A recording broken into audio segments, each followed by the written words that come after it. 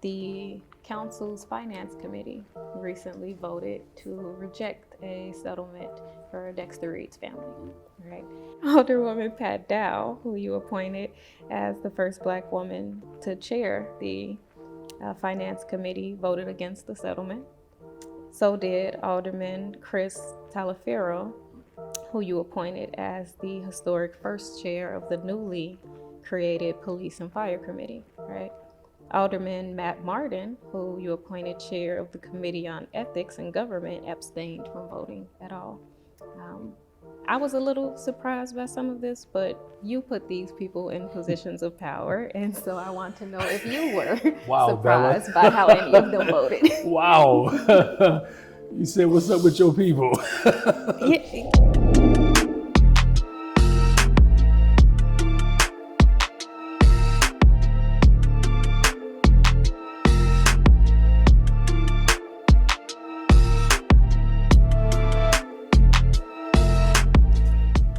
Mayor Johnson. Yo, what's up? Thank you so much for having us. Of course, thanks for doing this. Appreciate it. So, I'm here with the TRiiBE for the Revolutionary column. I so greatly appreciate you agreeing to have an abolitionist midterm conversation with me. I think that in and of itself is quite revolutionary, considering how the one with the last mayor of Chicago went. All right, we're hoping for a much better response. So this is going to be fun. Yeah. I've been looking forward to this conversation with you. We're gonna ease in. Okay, all right. Ease in. So to kick things off, we're going to do a series of just rapid fire questions. Okay, all right. This or that, either or. All right. It should be really quick. Okay. But if there's a moment, if one of them you want to elaborate on, explain, let's just try to keep those responses to under a minute. Got it. Cool? Fair enough. All right. So it might be tough though. All right, we'll see. We'll see. First things first. Harold's or Uncle Remus? Oh, come on now. It's Uncle Remus. It's West Side all day long. That's right. You know the drill. Period. For the record. Yes. Yeah. Helicopter parent or more laid back parent? Yeah, I'm pretty chill. Yeah. Laid back. Yeah, pretty chill. I am. Okay. Let's see. Liberalism or progressivism? Definitely progressivism. Definitely. Yeah. Come on. This one might be tricky. All right. Turn the other cheek or an eye for an eye? Turn halfway. And then blast them. Does that work? I'm not going to turn the whole cheek. Not the whole cheek. You got a head on the swivel. You have to. I mean, Chicago is that way, right? You can never keep your head low. You got to keep moving around. And my brother would always say to me, my oldest brother, he would say, if you're ducking in a fight, you're losing it, right? So there's only so much turning and ducking that you can do, especially if you're going to win. Okay, yeah. So that turning halfway, that's your dad. Yes, but big brother said, hey, okay. Swing. Okay, I'm here for that. I accept that. Last one of this series. Reform or revolution? Yeah, revolution. Yeah, revolution. That's necessary in order for us to have the type of liberated experience that I believe that our ancestors fought and died for. You have to upset the system. It's the only way to do it, and that's what we're doing in Chicago. Come on. Okay, see, that wasn't so bad. That wasn't right? so bad. Okay, all right. Great. Whew, all right, well, thank you. Good night. Not so fast. Not so Okay, fast. All right, so this part of the interview, you can take more time with the questions, just not too much time, because as much as I tried, we only have a little bit of time today. So I have about 8 topics I want to get to. Oh, wow. Yeah. Okay. Yeah. I want you to have an opportunity to speak to everything. Okay. I think there are things that you would want to speak to. So let's hop in. Okay. All right. So the city of Chicago, let's talk about the politics of democratic leadership first. Being a mayor, the mayor and the city council, your relationship is analogous to the president and the U.S. Congress, in the sense that the mayor serves as the executive office of the city government, whereas city council serves as the legislative branch. So in Chicago, historically, our white machine mayors, establishment mayors have benefited from a rubber stamp city council, right? Notably, Chicago's Black elected mayors have not benefited from such a system. And with Harold Washington, there were the infamous council wars, right? With Lori Lightfoot, the city council voted to give themselves more autonomy and greater independence from mayoral control. And then you came in right after that, right? So I just want to start off by talking about what is your relationship to the city council today in contrast to what we know the relationship to have been with white machine mayors. Well, first of all, thank you for naming it. Yeah. Right? It's clear that the rubber stamp authority that machine politics were afforded, first of all, not only were they afforded that rubber stamp autonomy, if you will, or power, it led to some of the most egregious acts against our people in particular. Yeah. And, you know, it's just important to also name that rubber stamp authority, you know, also led to the type of financial malfeasance that, you know, we are working through now. And so, you know, for me, the relationship with city council has, you know, been one of far more space to have dissent and to express some level of independence. That doesn't intimidate me, because I'm confident in the position that I hold, first of all, but I'm also confident in the vision that I have for the people of Chicago. As essentially the first mayor in modern history that had no political ties to the Daley machine. You know, whether it's Richard J. Daley, Richard M. Daley, people forget that Mayor Harold Washington was a part of the regular Democratic Party. It wasn't until he became an independent, but he ran on the Richard J. Daley slate when he was a state representative. We know that whether it's Lori, Mayor Lightfoot, Mayor Emanuel, Mayor Jane Byrne, they had all had ties to the Daley operation. So here comes a middle school educator and organizer with the view of transforming our city through the lens of Black liberation and workers' rights. That is going to dismantle and disrupt the system, and there will be people who will be uncomfortable with it. What I try to do, to the best of my ability, is to remain comfortable in who I am, and even when people who ostensibly ally with me or even oppose me, their position or opinion will not disrupt or detract me from carrying out the vision that the people of Chicago elected me to do. Now, has that caused some consternation and frustration? Absolutely. Are there some things that I can do better? Of course. But I think the thing that's most important is there are some elements that I do recognize that because of the complexion as well as the politics in which I operate under, that will make people uncomfortable. And there are some microaggressions that, of course, that I have to confront. There's not a Black person in America that doesn't have to deal with that, regardless of what position you're in. But again, because I have absolute security in my position, the physical position that I'm in, but also the position that I take as the leader of this city, I try not to worry too much or allow the dissent and maybe even perhaps at times the betrayal of some individuals and their values because of the position that I'm in, that I have to remain steady and committed to ensure that the type of transformation that I promise to deliver, that doesn't get disrupted. Okay, you just said a lot. I know. You just said a lot. I want to just a little deeper here. Let me see, how do I say this? It seems to me, at least, that the unity in your Unity Council organization plan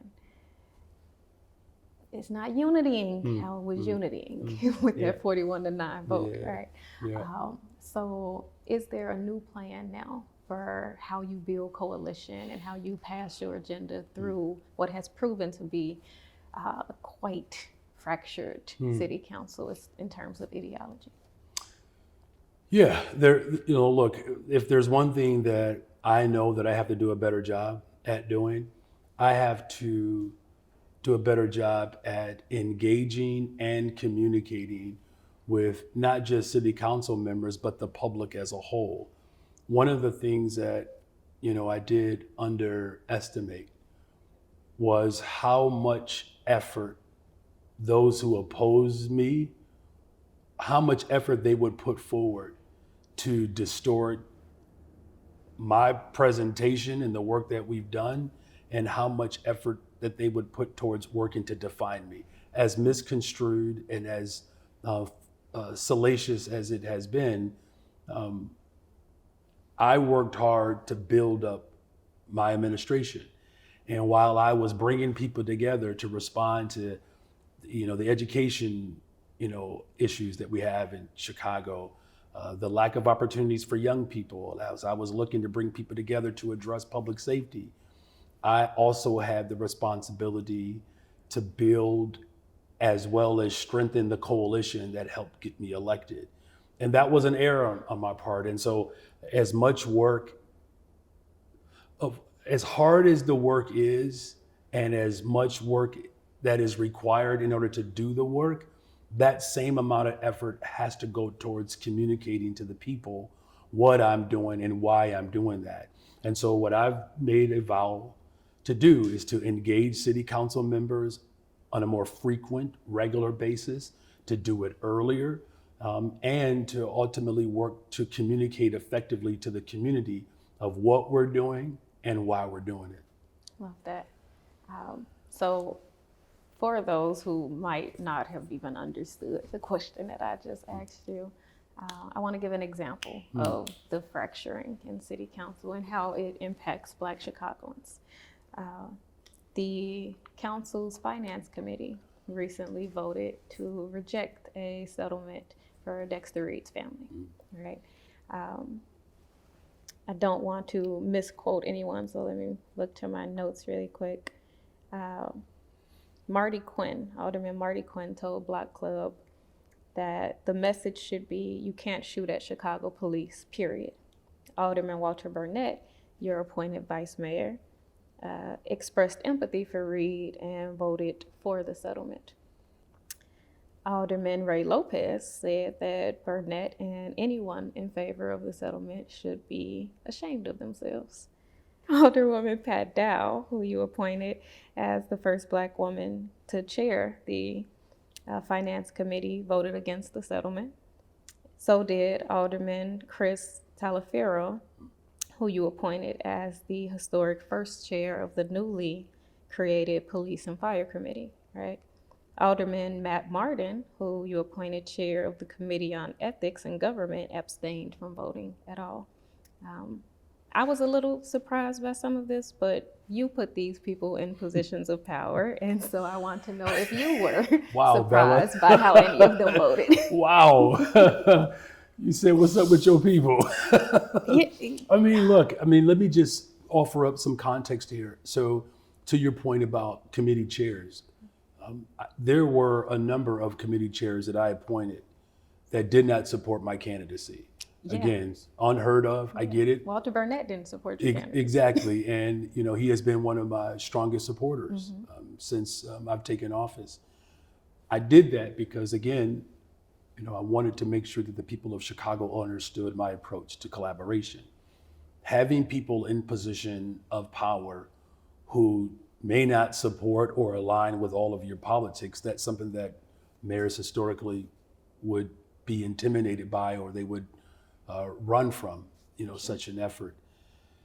In terms of this particular highlight, this is a really good example of where some of the dividing lines that exist in the city council were certainly elevated.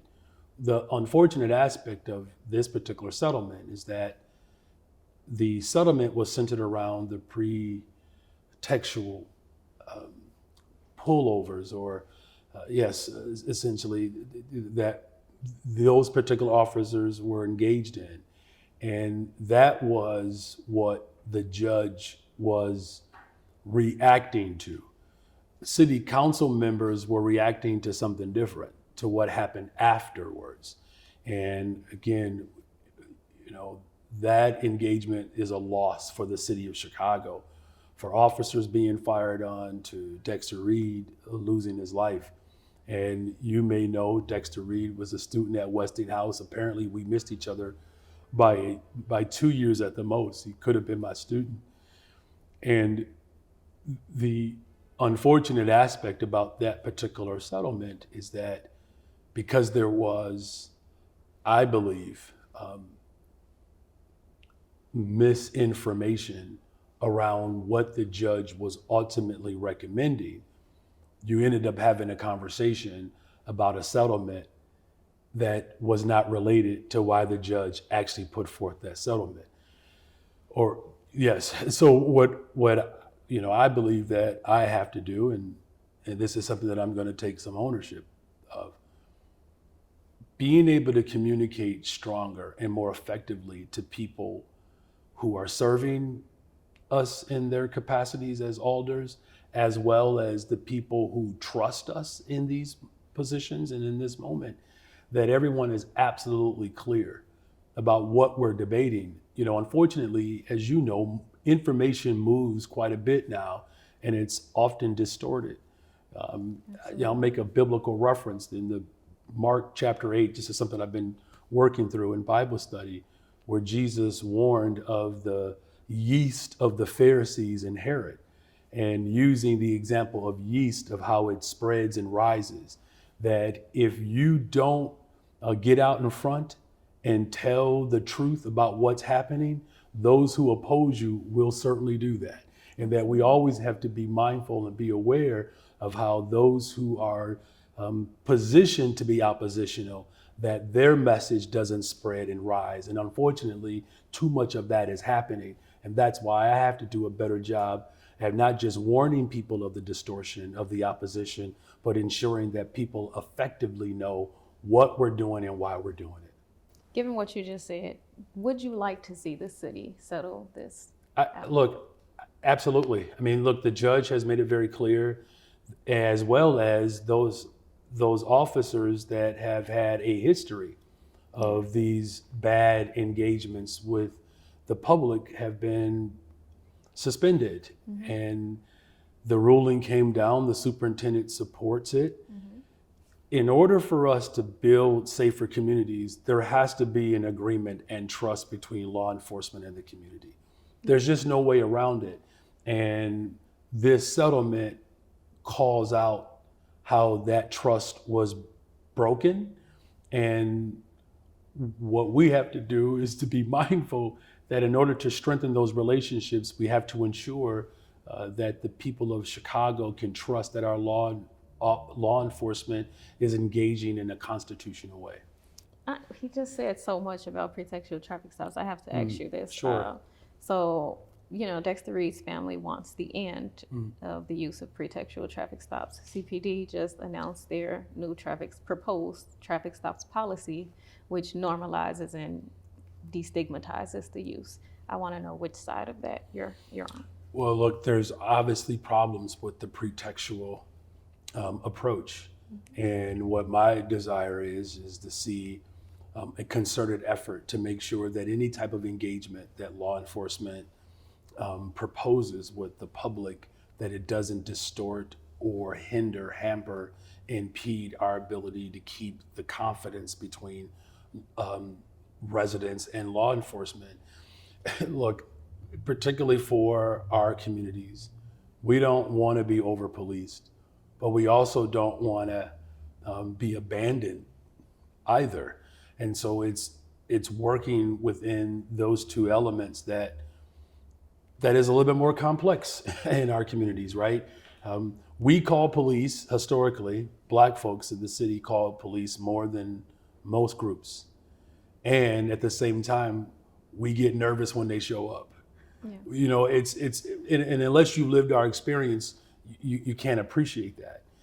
And so if we're calling and we have an expectation, but we also are feeling trepidatious about that, government has a responsibility to ease those anxieties.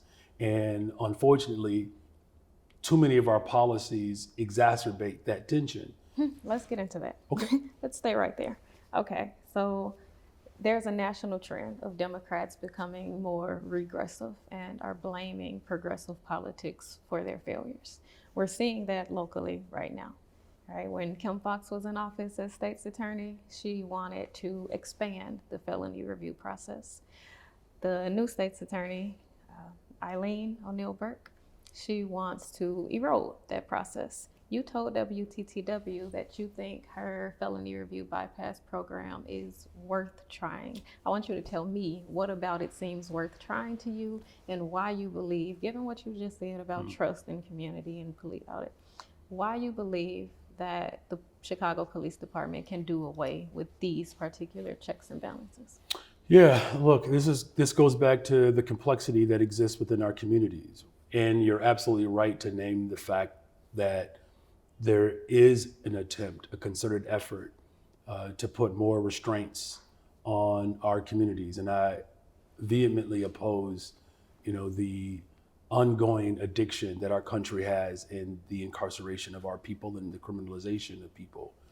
I think with this particular pilot that you're referring to, as I understand it, as someone who has served as a Cook County commissioner, that this is one of the more depleted areas of Cook County government, where when an officer arrests and works to get, a gun off the streets of Chicago, that in order for that process to unfold, you have to wait for someone from the felony review to actually show up to the particular precinct in which this occurred. And what happens is, while we're waiting for that review, law enforcement, that police officer has to sit and wait. And what this pilot program is looking to do, and I'm not saying I'm completely sold here, is that we on average, we remove about 35 guns per day off the streets of Chicago, 12,000 just last year.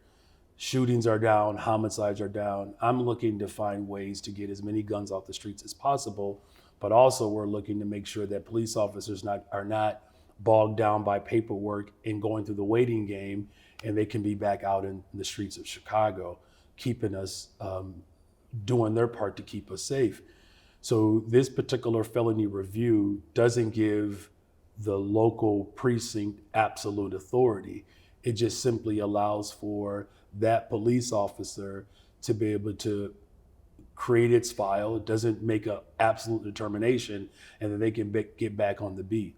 Now look, if it turns out, and I assure you, if it turns out that this review or pilot comes back and there's data and empirical evidence that it is targeted and it is violating and breaking trust and violating the constitutionality of our existence, I'll be the first to get up and say this is not the pathway forward. But what we are attempting to do is to find ways with the shortages that we do have to ensure that police officers who are charged to get guns off the streets, that as a result of that, they're not locked on their desk for hours on end when they can be out on the streets doing their part to keep us safe. But I do, Bella, I admit that one is one that we do have to pay closer attention to, and I assure you that I will. Let's talk about ShotSpotter. I want to understand better your position. I want to understand better your position on ShotSpotter and artificial surveillance. So the campaign to stop ShotSpotter emerged in the wake of the CPD murder of Adam Toledo, and it grew in response to the ongoing genocide in Palestine, right? As a global solidarity in resistance to war profiteers, right? ShotSpotter is also producing technology for Israel's military. So given the city's recent RFP though, your termination of ShotSpotter, your initial termination of ShotSpotter's contract, it is seeming more like reformist political theater right now than a revolutionary rejection of Chicago's slippery slope into a surveillance state. That's my perspective. I want to know, what is it that you want your legacy to be here? Well, first of all, I am grateful for, all of the organizers who pushed our city to take a deeper look at this contract and its effectiveness. And it was clear and evident that ShotSpotter did nothing to prevent violence. $60 million over the course of this contract. Many people in our community, will call for more police officers. $60 million is equivalent to about 1,000 police officers. And this particular technology not only costs $60 million, equivalent to 1,000 police officers. Countless studies proved that it was an ineffective tool, right? I mean, just, within, I believe it was a 1 year span, 2021 to 2022, there were about 30,000 false notifications, and if not more. But the point is that there were far more false notifications than anything that led to reducing violence. And here's the proof that it was not necessarily a tool that would do that, because as you know, April was the fewest amount of homicides in the city of Chicago since 1962. And violence continues to go down in the city. And thank you for clocking that. And aren't we glad that Finney the rapper and Shamar worked that thing out? Don't ask me why I know that, but I'm glad that they did. But it was an ineffective tool, and what I should have done a better job at doing, because it did create some tension, I should have done a better job at explaining to the people of Chicago why I was doing it. Because at one point I said, look, I'll give it a fair, opportunity to prove itself. Maybe I was wrong, and the evidence came back emphatically that it wasn't an effective tool. Here's my position on technology. We use the Democratic National Convention to leverage a new helicopter. We have 3 of them. I think those are effective forms of technology. What helicopters are able to do to help with our robbery strategy, to be able to help move police officers in strategic places in the event something major or something catastrophic happens. This particular RFP, there's a $10 million appropriation to help improve first responders' response time. So what I'm doing is, we're not just looking at technology, we're looking at other ways in which we can improve how first responders can show up to scenes. We know, for instance, if you think about our fire department, there are far more ambulatory calls than fire truck calls, right? Because, unfortunately, there's some health, challenges that we have within our community. We have to make sure that our ambulance are showing up and are moving and getting to people faster. So there are ways in which we can improve response time, and it doesn't necessarily have to be shot detection. Now, we're going to go through an open process. We're going to look and explore of what's available. I'm going to report that back to the community and have conversations on why and if we decide to move with a particular form of technology. You've shown great symbolic support for Palestine, for Arab Americans. It was just some hoopla about what you wore at a recent event. But throughout the ongoing genocide, you have shown your support. Yet there are still some O'Hare 40 protesters who are battling charges brought directly from the city's law department for their 2024 protests. Mayor Harold Washington used the city's law department to institutionalize the values of the movement that elected him, which is how we got the Welcome in City ordinance. Chicago has new, completely different threats right now, so that's not going to be enough. I'm wondering, what power do you have in this moment to institutionalize the protection of the movement that elected you, which includes the movement to free Palestine?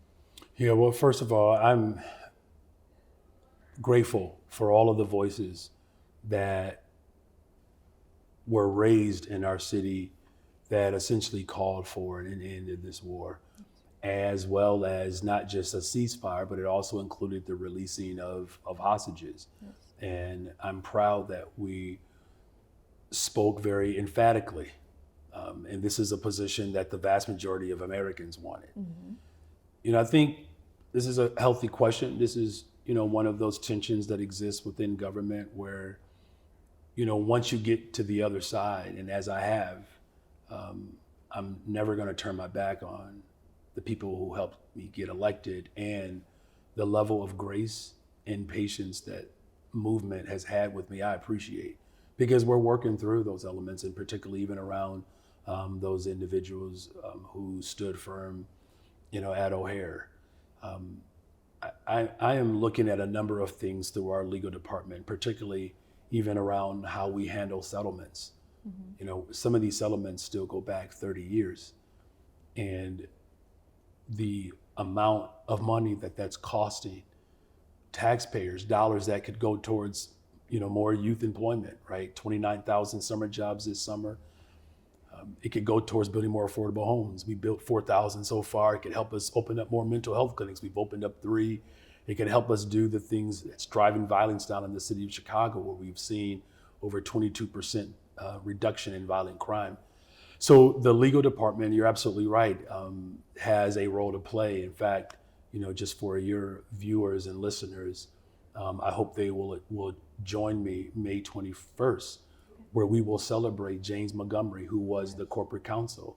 He was also corporate counsel of for the Black Panther Party, right? So he'll be here. We'll celebrate him. I'm going to ask him as many questions as you're asking me, but I do believe that we have to think more strategically about how he saw the legal division of Chicago as a way to create protection for our people, and the things that I know that we have to do a better job at in terms of providing maximum protection for all of the residents of this city. The possibility of being disappeared. We're talking about this because of what is going on on a federal level, Trump kidnapping Americans. But the possibility of being disappeared by law enforcement isn't completely uncharted territory for Chicagoans. Under Mayor Rahm Emanuel's mayorship in 2015, an investigation by The Guardian revealed that over the course of a decade, more than 7,000 mostly Black Chicagoans have been detained and effectively disappeared at the West Side Homan Square facility with no booking records, access to attorneys, phone calls, or regard for due process. I co-led the 2016 Freedom Square encampment across the street from Homan Square, urging the city to reallocate the disappearance site's budget to the neighboring communities. Those demands feel more urgent right now than ever. Trump has specifically expressed a desire to disappear Chicagoans, and we see how far he's willing to go to see his agenda through. So I'm wondering, how far are you willing to go to protect the rights of Black people in Chicago? And what's the resistance strategy for Black Chicagoans, for citizens? Like, this is uncharted territory. The danger of Donald Trump is something that doesn't get reported right. People speak of his power as not only absolute, but as a birthright for someone like him. And I find that his solipsistic urges are incredibly dangerous, because they are so egocentric that it is nearly impossible to be able to break through that type of mindset and paradigm. Yeah. And so when you ask, how far am I willing to go? We have to do all that is necessary to ensure that our people are protected.